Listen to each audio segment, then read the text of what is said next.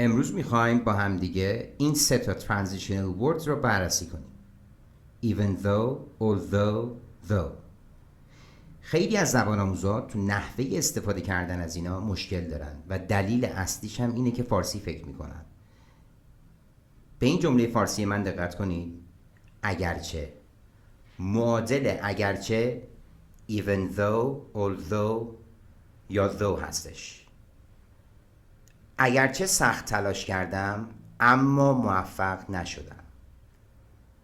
پس وقتی اگرچه رو اول جمله استفاده میکنیم ناخودآگاه اما وسط جمله میاریم. همین عادت نفوذ کرده به انگلیسی. وقتی even though رو اول جمله میگیم ناخودآگاه به اشتباه تو انگلیسی بات میزنیم، در حالی که باید یک کاما این وسط فقط باشه. مثلا بگیم although I studied hard, I failed. پس این نکته حتما در نظرتون باشه که ما نمیتونیم با although یا even though اول جمله بات بیاریم. نکته بعدی که خیلی مهمه اینه که اگه یکی از این transitional word ها اول جمله بیان although, even though یا though وسط با میتونیم کاما و yet بدیم. همون جمله من رو دقت کنید. Although I studied hard, yet I failed. پس شما میتونی به جای but yet بیاری، ولی هرگز از but استفاده نکنید. و نکته آخر، یکی از اون transitional words ها هر کدومشون وسط جمله باشن، به عنوان مثال I failed though I studied hard. حالا یه چند تا مثال هم با هم دیگه میبینیم.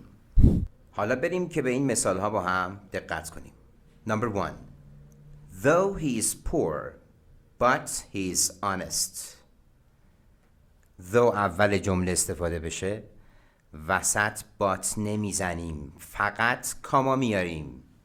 این همون فکر فارسی بود که باید ازش همیشه دور باشید.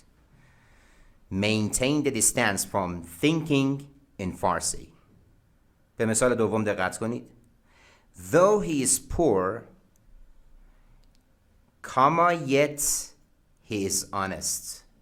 این همون نکته قشنگه بود که بالا گفتم. یعنی شما میتونید از yet وسط جمله بعد کاما استفاده بکنید، ولی از but هرگز نمیتونید. به مثال سوم توجه کنید. Even though she spoke to me rudely, yet I will be polite to her. دوباره even though اول جمله اومد وسط کاما و yet. این جمله هم کاملا درست. نکته چهارم نکته ایه که ما میتونیم یکی از اون transitional words های even though, although و though را وسط جمله استفاده کنیم. مثال They went out although it was cold. حالا نوبت شماست. از although, even though و though تو کامنت ها مثال بزنید. اگه عضو چنل یوتیوب ما هم نیستین سابسکرایب یادتون نره.